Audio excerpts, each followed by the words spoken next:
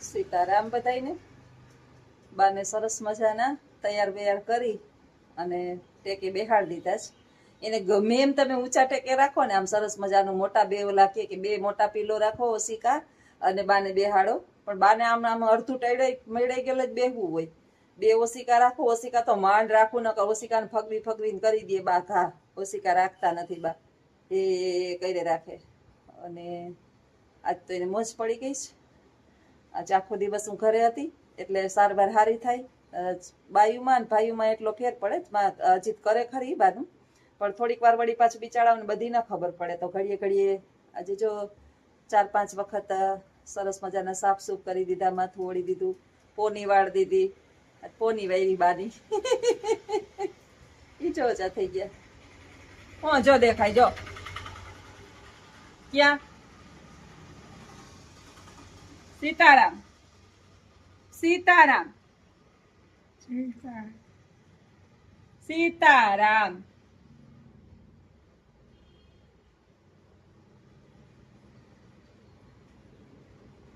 બોલવું હોય તો બોલ, બાકી તો બોલાતું નથી. હવે ભૂલાઈ ગયું. રામ લક્ષ્મણ જાનકી, સદા કરો કલ્યાણ ને હવે બધું ભૂલાઈ ગયું. ધીમે ધીમે ધીમે ધીમે વૃદ્ધાવસ્થાની અંદર જે છે ને, આપણી મેમરી લોસ થતી જાય બધાની. જો કે આપણે ઘણી વખત ઘણું બધું ભૂલી જતા હોય. આ ઉંમરે તો ઘણું બધું એને તો અત્યારે કાંઈ યાદ જ નથી કે કેટલા છોકરા હું છે. બસ અમે અજીત ને જ્યોતિ બે યાદ છે, એટલું સારું છે ભેગા રહીએ ને. એટલે અજુડા હમણાં એ આખો દિવસ ઘરે રહીએ બપોર લગી, અને બપોર પછી હું ઘરે રહું. એ જો કેવડા બગાહા ખાઈશ કેવડા બગાહા ખાઈશ બા. 2 દિવસ તોફાનનો, 1 દિવસ શાંતિનો. 2 દિવસ તોફાનના, 1 દિવસ શાંતિનો બાનો પ્રોગ્રામ આવો છે. એટલે 2 દિવસ ઓલા ઢહેડા કરીને થાકે એટલે વાંધો ન આવે. ને સવારનો નવો પ્રયોગ ચાલુ કર્યો છે. પેકિંગ નેપી આવે ને, ડાયપર પેકિંગ, ડાયપર આખું વૃદ્ધો માટેનું. એ આજે ટ્રાય કર્યું સવારથી. પાછું અત્યારે ચેન્જ કર્યું. એટલે હજી બહુ તોડફાડ કરી નથી. તે સારું છે, ભગવાનની મહેરબાની થઈ જાય ને મારા સામું દીનોનાથ જોવે તો સારું. કાંઈ વાંધો નહીં. 2 ડાયપર અત્યારે એક પેકિંગ લઈ આવ્યા 12 ડઝન. એક હા 10-12 આવ્યા છે એક પેકિંગમાં, આખામાં 500-550 રૂપિયાના. પણ પહેરે ને તો વાંધો ન આવે. આ બધું એને સારું અને આપણે સારું. વધારે તો મારે સારું. સવારે એક ચેન્જ કરીએ ને ખાંજે ચેન્જ કરીએ એટલે વાંધો ન આવે એને. બહુ સારું. જો પહેરે ને તો આજે મને એટલો આનંદ થયો છે કે એની વાત જવા દઈએ. આપણે છે ને ઘરની અંદર કોક આવે ને, બીજો કંઈ પ્રોબ્લેમ ના થાય. પછી તમે ઘરમાં હોય ન હોય ને તમારે ચાદર બદલાવાની ન હોય તો બહુ દુર્ગંધ આવે. કારણ કે મોટા માણસનું જે છે ને ટોયલેટ અને બાથરૂમ બહુ ગંધાય. એટલે ડાયપર તમે ચેન્જ કરી રાખો તો બહુ વાંધો ન આવે. ઓલો તો ખુલ્લામાં એમને કરતા હોય બિચારા, એને પ્રોબ્લેમ થાય. ને આપણે તો બહુ પ્રોબ્લેમ થાય, કારણ કે ફૂંકાઈ જાય. બહુ પ્રોબ્લેમ થાય. વાત કરીએ ને તો એ માણસને ઓલું થાય. તો મારે તો એને સાફ કરવું, બધું કરવું બહુ અઘરું છે આ બાબત. જો એને આવે છે ની અંદર તો હાલો વિડીયોની અંદર આગળ બન્યા રહેજો. સીતારામ બધાઈને. આજે નવો મોબાઈલ આવી ગયો છે મારો. જૂનો મોબાઈલ છે ને મારો, બહુ જૂનો તો નહોતો, પણ પછી બહુ વિડીયો અપલોડિંગ કરી રાખીએ અને બહુ એની અંદર કચરો જમા થાય એટલે થોડોક ચોટતો હતો. ક્યારેક વચ્ચેથી અવાજ બંધ થઈ જાય. તો આજે મોબાઈલ સરસ મજાનો નવો લઈ લીધો છે અને આજે એનું ઉદ્ઘાટન મેં કરી નાખ્યું છે. જીવનની અંદર સૌથી અઘરું અને સહેલું શું છે? સૌથી અઘરું શું અને સૌથી સહેલું શું? તો એ છે ભૂલ. બધાને થતું હશે કે બેન જે છે ને કાયમ કંઈક ને કંઈક લઈને આવતા હોય, પણ આપણે જોઈએ ને જીવનની અંદર તો આપણે કાયમ એવું એકાદું આપણી જીવનની સાથે બને. તો શું છે જે અઘરું એ છે ને સહેલું છે? એ છે ભૂલ. બીજા જ્યારે ભૂલ કરે ત્યારે ફટાફટ એને કહી દેવું અને એને સંભળાવી દેવું, એ બહુ સહેલું છે. ભૂલ. બીજા ભૂલ કરે ત્યારે ફટાફટ એને કહી દેવું કે તે આ ભૂલ કરી, ફરીથી આમ ન થવું જોઈએ, આવી તારી ભૂલ છે, આ ભૂલ છે, તારી આ ભૂલ છે, આ ભૂલ છે, ગણાવી દઈએ. અને જ્યારે આપણે ભૂલ કરીએ ત્યારે એને સ્વીકારવું, એ બહુ અઘરું છે. મનુષ્ય જે છે ને, પોતાને ખબર હોય, મને ખબર હોય કે મેં આ ભૂલ કરી, એટલે આપણે કોઈ જણાવે કે તે આ ભૂલ કરી, આપણે નહીં સ્વીકારીએ. જો જલ્દીથી આપણી ભૂલનો સ્વીકાર કરતાં આપણને બહુ જ તકલીફ થાય છે. એટલે આ બે સહેલું છે ભૂલ સ્વીકારવી આપણે કરી હોય તો, અને બીજા કહે ને તો કહી દેવું બહુ સહેલું છે, ફટાફટ સહેલું છે. અઘરું ને સહેલું સૌથી જીવનની અંદર ભૂલ છે. મિત્રો, કોઈ દુનિયાની અંદર કોઈ એવું વ્યક્તિ નહીં હોય કે જેનાથી ભૂલ ના થતી હોય. પરંતુ આ ભૂલ ઉપરથી મને યાદ આવ્યું કે કોઈએ કરેલી ભૂલ ગામમાં કહેવાને બદલે એના કાનમાં એક હિતેચ્છુ થઈને તમે જો કહેશો ને તો એ યોગ્ય ગણાશે. કારણ કે દરેક માણસ હોય ને એને સ્વમાન હોય, અને જાહેર જનતાની વચ્ચે કોઈનું સ્વમાન હણાય એવો પ્રયત્ન આપણે ભૂલથી પણ કરવો જોઈએ નહીં. તમે જે છે ને, મને તો બહુ 20 વર્ષથી અનુભવ છે જોબ કરતા હોય, પ્રાઇવેટ જોબ નોકરી છે મારી, અને નાની નાની બાબતનું એટલું બધું તમારે કાળજી રાખવી પડે કે તમે ક્યાંય પણ દોષ અથવા તો અપરાધી બનવા જોઈએ નહીં. નહીંતર પ્રાઇવેટ સંસ્થાની અંદર કામ કરવું એટલે લોઢાના ચણા ચાવવા. કારણ કે પ્રાઇવેટમાં તો તમને ગમે ત્યારે ધક્કો મારીને કહી દે કે હવે તમારી જરૂર છે નહીં, તમે બીજે શોધી લેજો. 20 વર્ષ મારે પૂર્ણ એકને એક સંસ્થાની અંદર થયા છે. ત્યારથી આપણે એટલું તો શીખી જ ગયા છીએ કે ભૂલ થઈ જાય ને આપણાથી તો મોઢું આંખું નીચે રાખી અને સામેથી કહી દેવાનું કે સોરી, મારી આ ભૂલ થઈ ગઈ છે, સ્વીકાર લેવું.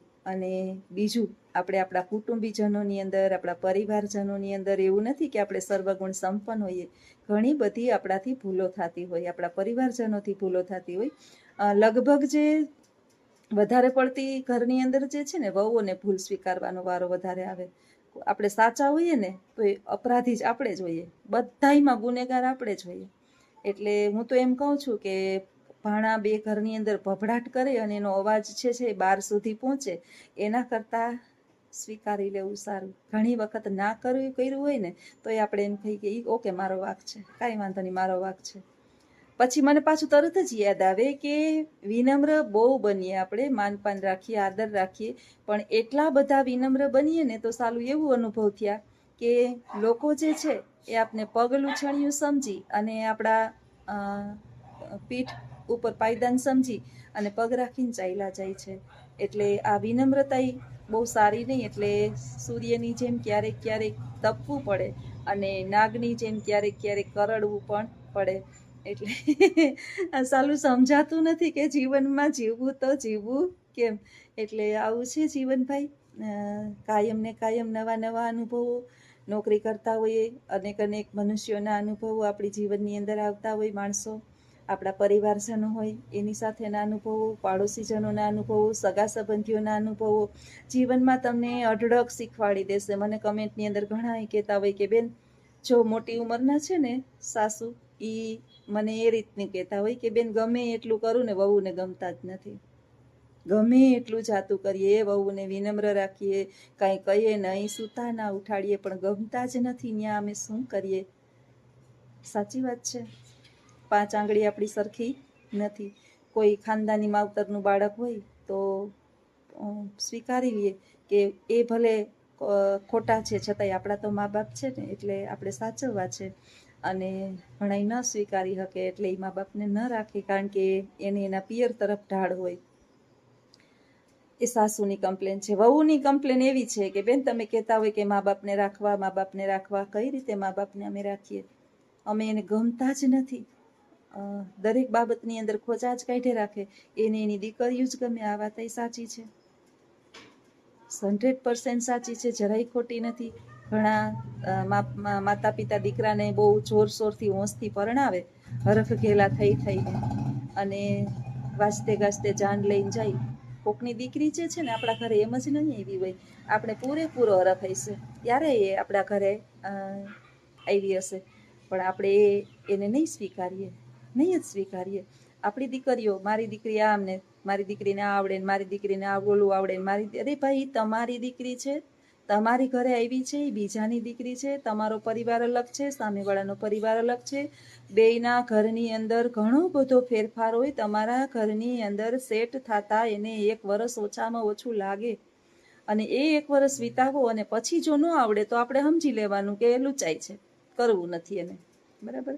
તો આ મોકો બધાને મળવો જોઈએ. ઈશ્વર પણ દરેકને 2 મોકા આપે છે. તો બધી ચારેય બાજુથી પ્રશ્ન આવે. સાચી વાત છે. હું ન સાસુને કહી શકું ન વહુને કહી શકું. બસ એટલું ચોક્કસ કહી શકું કે દુર્જન છે ને તક્ષકસ્ય વિષમ દંતે, તક્ષક નાગના દાંતમાં વિષ હોય. દાંત હોય ને તક્ષક કરડે ને એનું કરડેલું જીવે નહીં. મક્ષિકાય મસ્તકે છે, માખી હોય ને એના મસ્તકમાં ઝેર હોય. વૃષિકાય પૃચ્છે, વીછીના પૂંછડામાં ઝેર હોય. વીછી કરડતો નથી, પૂંછડું મારે ને આપણે ઝેર લાગે એનું ચડે. દુર્જનસ્ય સર્વાંગે, દુર્જન માણસના આખા અંગમાં ઝેર હોય છે. હવે તમે આમાં દુર્જન માણસને ગમે એટલું દૂધ પીવડાવો, ગમે એટલું સારું રાખો, ગમે એટલા એને તમે સમજાવો, એનું ધાર્યું જ કરશે ને, એની દુર્જનતા છોડે નહીં. આપણે કહેવત છે કે ભલો ભલાઈ ન છોડે ને બુરો બુરાઈ ન છોડે. એટલે હવે આપણે સમજી જવાનું કે આપણે આપણું વાહન આવા વ્યક્તિઓથી 15 ફૂટ દૂર રાખવાનું. દુર્જન માણસ છે તો બહુ વિશ્વાસને ભરોસો નહીં કરવાનો, કામથી મતલબ રાખવાનો. એ પછી આપણું હોય કે બહારનું હોય, આટલું થોડુંક માણસ ઓળખતા શીખી જઈએ તો બહુ વાંધો આવે નહીં. બાકી તો તુંડે તુંડે મતિ વિભ્રમ, મસ્તકે મસ્તકે બુદ્ધિ અલગ અલગ હોય. મારી બુદ્ધિ અલગ હોય, તમારી બુદ્ધિ અલગ હોય, આપણા પરિવારજનોની બુદ્ધિ અલગ હોય, બધાની બુદ્ધિ અલગ હોય. તમે કોઈ દિવસ જે છે ને કોઈને કોઈની સાથે સરખામણી કરી અને એકબીજાને પાડવાના પ્રયત્ન ના કરો. કારણ કે ઈશ્વરે બધાને અલગ બનાવ્યા છે. મારા જેવું મેં આમ કર્યું, હું એમ કહું અત્યારે કે હું આમ કરું ને મેં આમ કર્યું ને મેં ઓલું કામ કર્યું ને, હું કરું એ બધાય ન કરે અને બધાય કરે એ હું ન કરું. મારામાં ને એનામાં ફેર છે. મારા જેવું બીજું કોઈ ન હોય ને બીજા કોઈ જેવી હું ન હોય. આ વાત 100% સ્વાભાવિક છે. અને આ જેટલી વહેલી સમજાઈ જાય એટલી આપણા માટે સારી છે.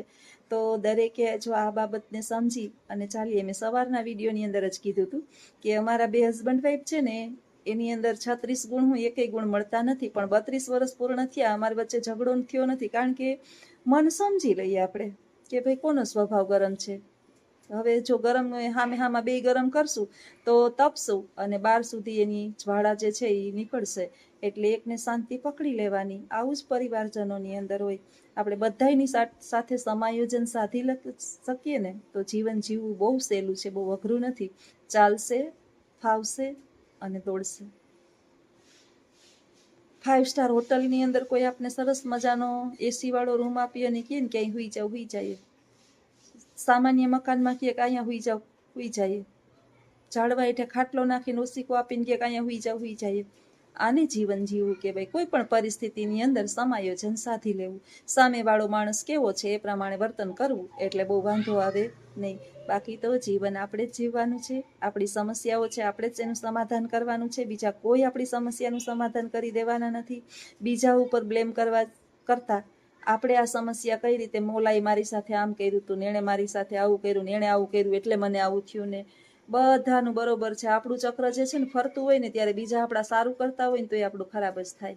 હવે આપણે નિર્ણય કરવાનો છે કે આ કોઈનો દોષ નથી, દોષ આપણા નસીબનો છે. આપણા ફૂટેલા હોય એટલે એમાં બીજા કોઈ કાંઈ કરી શકે નહીં. અમે મારી મમ્મીને એમ કહીએ કે અમે 3 બહેનો છીએ, માં તું બેઠી બેઠી ખાને, શાંતિથી અમારી ભેગી રહેને, ટેસ્ટથી જીવને, નથી રહેતી. એ એના દીકરાને મુકતી જ નથી. હવે એનાથી થતું નથી, રંધાતું નથી, કાંઈ થતું નથી.